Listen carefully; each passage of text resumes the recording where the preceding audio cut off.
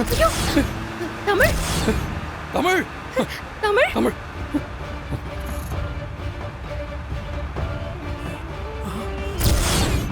டேய் டேய் டேய் நிறுத்துடா நிறுத்துடா வண்டியா.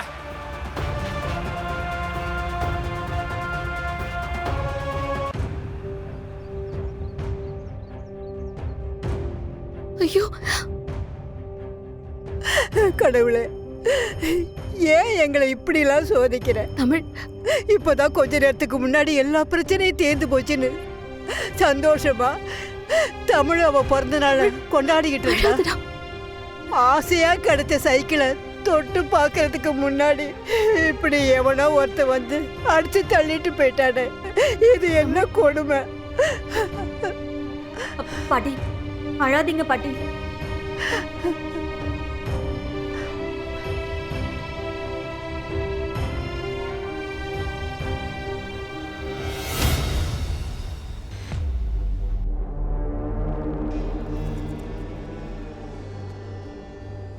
தமிழ் தமிழ் தமிழ் தமிழ் இங்க பாரு.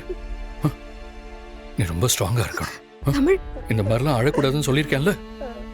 இது ஒரு சின்ன ஆக்சிடென்ட் தான், தெரியாம நடந்துருச்சு. நீ இதுக்கெல்லாம் ஃபீல் பண்ணக்கூடாது.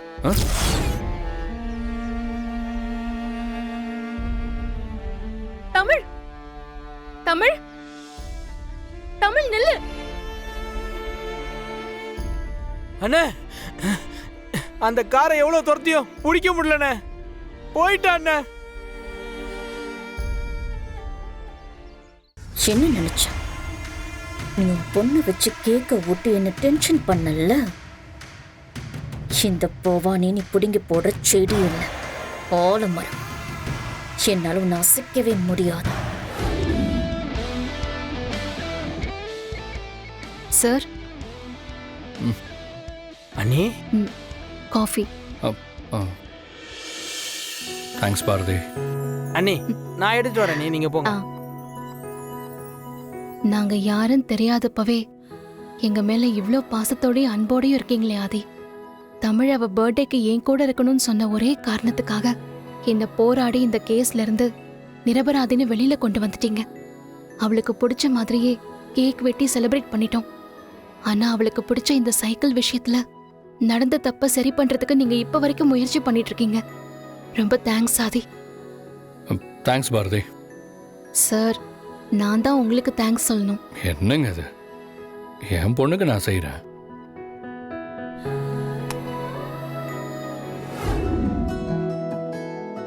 தமிழ், உங்க அப்பா சொன்னதை கேட்டீல்ல? இனிமே எதுக்காகவும் நீ அழக்கூடாது. அண்ணா இன்னும் என்னென்ன வேடிக்கை பார்த்துட்டு இருக்கீங்க? தமிழ சைக்கிளை ஓட்ட சொல்லுங்க. சரி வா ஓட்டு. ஏறு ஏறு தமிழ. ஓட்டு ஓட்டு ஓட்டு.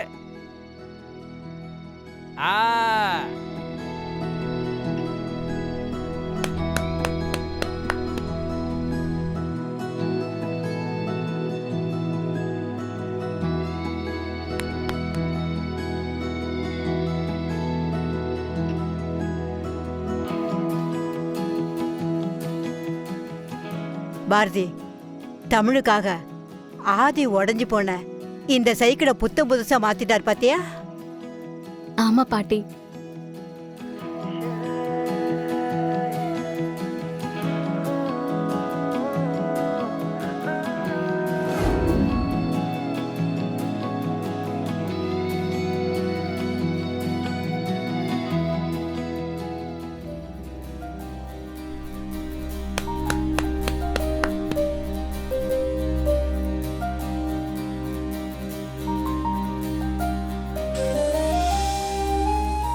தேங்க்ஸ் ஆதி. ஒரு முக்கியமான வேலை இருக்கு, நான் போயிட்டு வந்துடுறேன். நம்ம போட்ட பிளான் படி சைக்கிளை நம்ம ஆளுங்களை வச்சு உடைச்சாச்சு. ஆதிதான் நைட்டு பூரா உடைஞ்சு போன சைக்கிளை உட்காந்து சரி பண்ணி பாரதியோட பொண்ணுக்கு கொடுத்து ஓட்டு வச்சு சந்தோஷப்பட்டிருக்கான். ஆமா மேடம். இந்த பாரதியை எப்படியாவது துரையோட கேஸ்ல சிக்க வச்சு ஜெயில தள்ளிடலான்னு பக்காவா பிளான் பண்ணோம். ஆனா ஆதி பண்ண வேலையில எப்படியோ அவ தப்பிச்சு வெளியில வந்துட்டா. இனி அந்த பாரதியோட ஆட்டம் கொஞ்சம் ஓவரா தான் இருக்கும். அந்த சைக்கிள் விஷயத்திலயும் நாம தான் ஏதோ பண்ணிருப்போன்னு கண்டிப்பா சந்தேகம் வந்திருக்கும்.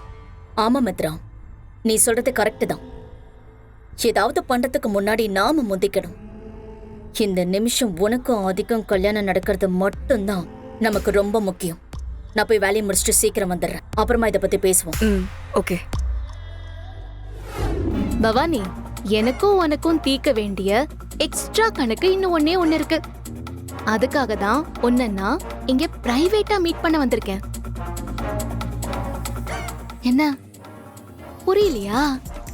அதான் உன் மூஞ்சிய பார்த்தாலே தெரியுதே. நானே சொல்றேன், கேட்டுக்கோ. என் புருஷன் என் பொண்ணுக்கு ஆசையா அவளோட பிறந்த நாளைக்கு சர்ப்ரைஸா ஒரு சைக்கிள் வாங்கி கொடுத்தாரு. உனக்கு எவ்ளோ திமிரு இருந்தா ஒரு குழந்தைக்கு வாங்கி கொடுத்த கிஃப்ட நாசம் பண்ணணும்னு நினைச்சு ஆளுங்களை வச்சு சைக்கிளை அடிச்சு உடைச்சு போட்டிருப்ப. என் பொண்ணோட ஆசைய ஒரே நிமிஷத்துல நிராசையாக்கி அவளை அழ வச்சு பார்த்தல்ல. நீ எல்லாம் மனுஷியே கிடையாது, ராட்சசி. அப்படிப்பட்ட உன்னை நான் எப்படி பவானி சும்மா விட முடியும்? துரைய நான் கொண்டதா சொல்லி என்ன ஜெயில தள்ள பிளான் பண்ண உன்னை அப்படியே விடுறது நல்லாவா இருக்கும்? அது ரொம்ப தப்பு பவானி. நீ கொடுக்கிற அடிக்கலாம் இந்த பாரதி திருப்பி அடிக்க ஆரம்பிச்சனா நீ ஆளே காணாம போயிடுவ. எனக்கு இவ்ளோ பண்ண உன்னை கவனிக்காம விட்டா நல்லாவா இருக்கும்? அதான் ஒரு சின்ன விளையாட்டு விளையாடி பார்க்கலான்னு முடிவு பண்ணிட்டேன். என்னடி பண்ணி தொலைக்க போற? ஹலோ, வெயிட் பவானி, பார்க்க தானே போற இந்த பாரதியோட ஆட்டத்தை.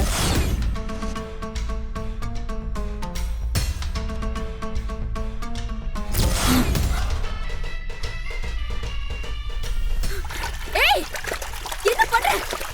பாரதி! ஏய், வேண்டாம், சொன்னா கேளு பாரதி.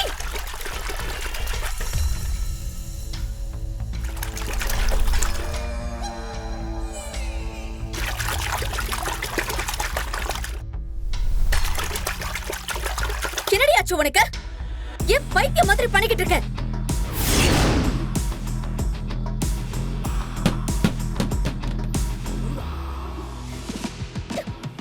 கதவை திறக்க ட்ரை பண்ணிட்டு இருக்கியா பவானி? அது உன்னால முடியாது. உனக்கு விபூதி அடிச்ச அந்த ஒரு சின்ன கேப்ல உன்னை கார் உள்ள வச்சு லாக் பண்ணிட்டேன். இப்ப நான் காரை வெளிய இருந்து அன்லாக் பண்ணா மட்டும்தான் உன்னால காரை திறந்து வெளியே வர முடியும். உன்னெல்லாம் காரோட வச்சு கொளுத்துனா தாண்டி என்னோட ஆத்திரம் அடங்கும். நீ எல்லாம் வாழ்றதுக்கு தகுதியே இல்லாதவ.